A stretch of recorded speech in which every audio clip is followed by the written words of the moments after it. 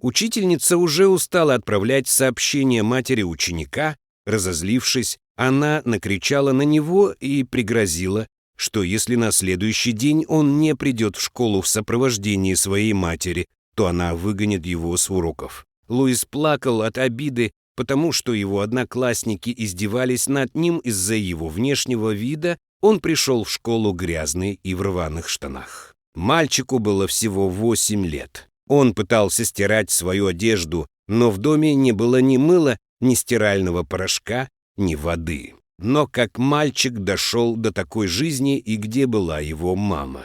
Его мать звали Мария. Когда ей было всего 17 лет, она осиротела и отправилась в город одна. Там она жила как придется, перебиваясь небольшими подработками, спала на улице и часто была голодной. Пока однажды на обочине ее не заметила одна женщина. Разговорив Марию и узнав грустную историю девушки, она посочувствовала ей и пообещала дать работу в своем большом доме, при этом выделила ей небольшую комнатку на цокольном этаже. Паула, так звали женщину, прониклась историей девушки, потому что она и сама когда-то была бедной, и ей пришлось много трудиться, чтобы заработать свое состояние. Когда Мария начала работать в ее доме, женщина поняла, что приняла верное решение нанять ее. Девушка была очень аккуратной и отлично готовила. В доме жили только Паула с мужем, потому что их сыновья были уже большими, старший жил со своей семьей в другом городе, а младший учился за границей. Почти 2 года Вёе шло замечательно. Паула даже предложила выкупить в рассрочку их с мужем небольшой домик, в котором они жили, когда были молоды, и Мария с удовольствием согласилась. Она переехала в него спустя 1,5 года. Платежи за дом составляли 80% ее зарплаты. Но она была невероятно рада. Ведь с самого утра она уходила на работу, где могла бесплатно питаться и стирать свои вещи. В общем, тратить остатки денег ей было некуда, и при таком небольшом доходе девушка даже умудрялась копить. Через 2 года после того, как Мария начала работать в доме, вернулся сын хозяйки. Увидев девушку, молодой человек потерял голову от ее необычной красоты. Мария была очень красивой девушкой, и это привлекло внимание Адриана, но, к сожалению, его намерения вовсе не были благородными, он лишь хотел поразвлечься. Парень был слишком высокомерен, чтобы всерьез заинтересоваться бедной служанкой. К тому же он уже был помолвлен с дочкой влиятельного депутата. Адриан начал ухаживать за Марией, которая была на 7 лет младше его, и они тайком ходили на свидания. Бедной девушке казалось, что сбылась ее мечта, она влюбилась без памяти и уступила настойчивым ухаживаниям парня, согласившись на близость с ним. Через 3 месяца Мария оказалась беременна, а Адриан в это время спокойно готовился к своей свадьбе. Девушка призналась Пауле в том, что случилось между ней и ее сыном, и та обещала помочь ей, но сразу дала понять, что ее сын женится на дочери депутата, а не на ней. Мария была подавлена и опять чувствовала себя несчастной. Но то, что случилось дальше, шокировало ее еще больше. Однажды ночью в ее дом ворвался пьяный Адриан и потребовал, чтобы та забыла его и не мешала жить. Он сказал, чтобы девушка как можно быстрее продала дом, который ей за даром продала его мать, и уехала в другое место, а иначе он найдет людей, которые быстро займутся ей и не дадут нормально жить. Ты и так достаточно нажилась на нашей семье, проваливай к себе в деревню, сказал разъяренный мужчина. Испуганная Мария выполнила его требования, она продала дом и уехала в другой город. Паула искала девушку, но не смогла найти. На 5-м месяце беременности Мария открыла небольшой ларек, где продавала овощи, и дела у нее пошли достаточно неплохо. Дом, который она купила, был небольшим, но достаточно вместительным для ее и ребенка. Она жила совсем одна, никто не отвез ее в госпиталь, никто не встретил оттуда после сложных родов. Но все же девушка была счастлива, потому что ребенок родился здоровым, и у него была крыша над головой. Мальчик рос, пока Мария была на работе, а о нем заботилась ее подруга и соседка Карла, с которой Мария сдружилась, когда переехала на новое место. Когда мальчику исполнился год, Мария стала брать ребенка на работу. Карлу она также устроила к себе в овощной ларек, и мальчик, по сути, почти всегда был под присмотром двух мам. Через несколько месяцев их навестил жених Карлы, который работал в местном банке.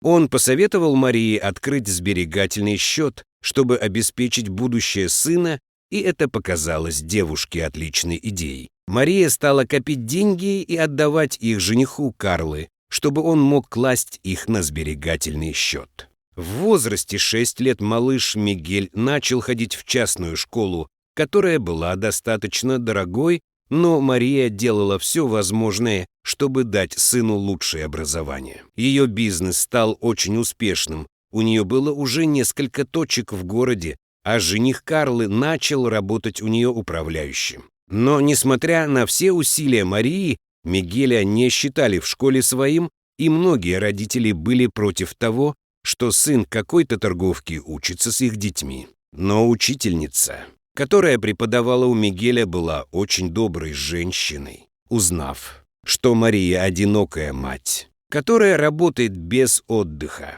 чтобы дать сыну лучшее образование, она решила помочь ей и поспособствовала тому, чтобы мальчик получил скидку на обучение как очень перспективный ученик. Мария стала еще больше откладывать денег на будущее сына, но через полгода заболела и не могла даже подняться с кровати, так что подруге Карле пришлось заботиться о ней и о ребенке. Девушке пришлось заниматься и бизнесом, и отводить Мигеля в школу.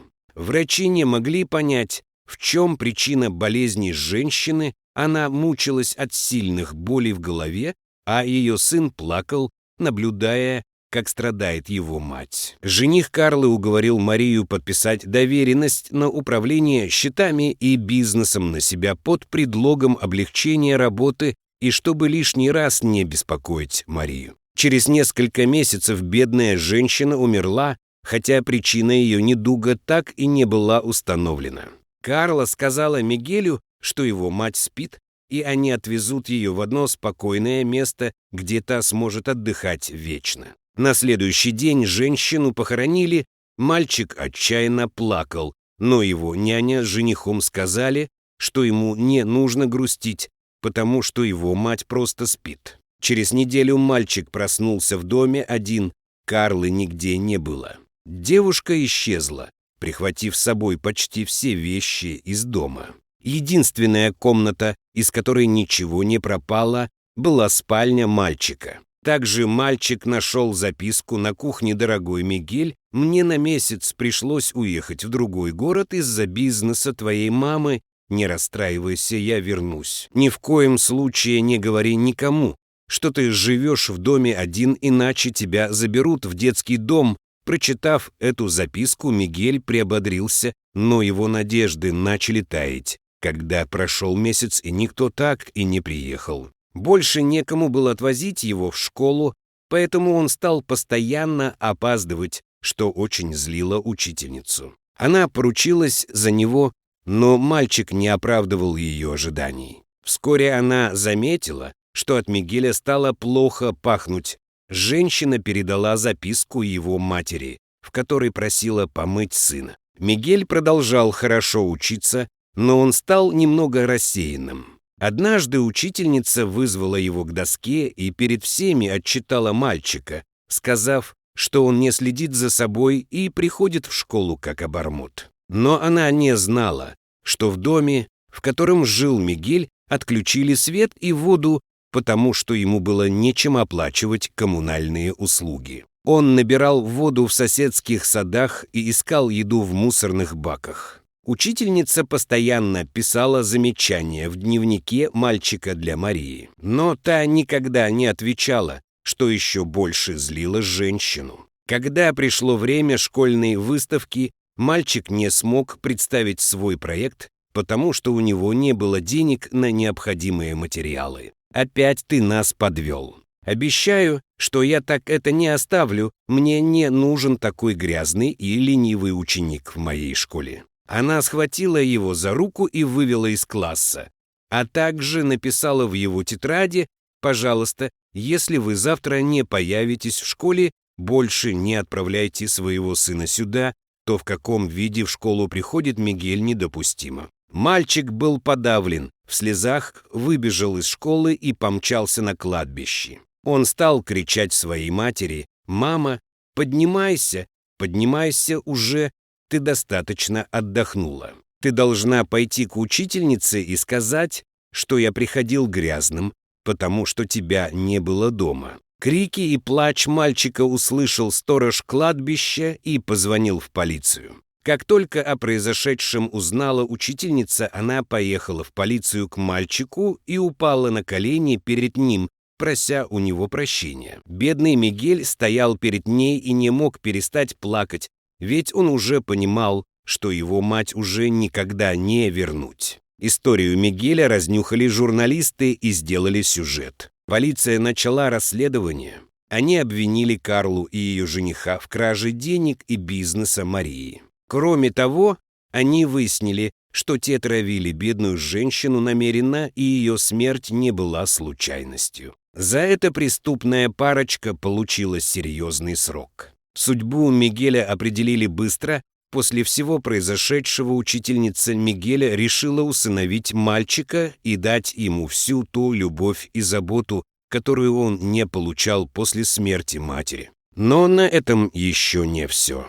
Через какое-то время уже пожилая Паула увидела сюжет о истории и фотографию мальчика в новостях. Ее внимание привлекло то, как похож он был на ее сына в детстве. Она навестила Мигеля, и у нее не осталось сомнений, что мальчик был ее внуком. Однако Мигель продолжил жить со своей приемной матерью, а его бабушка позаботилась о его будущем, чтобы он ни в чем не нуждался. Отец Мигеля, Андриан, так и не захотел общаться со своим сыном. Впрочем, Паула даже не расстроилась этому факту, она давно разочаровалась в своем сыне и хотела сделать все, чтобы Мигель вырос другим человеком. На этом все, друзья. Делитесь этой историей с друзьями и близкими. Пишите комментарии и ставьте лайки. Пока!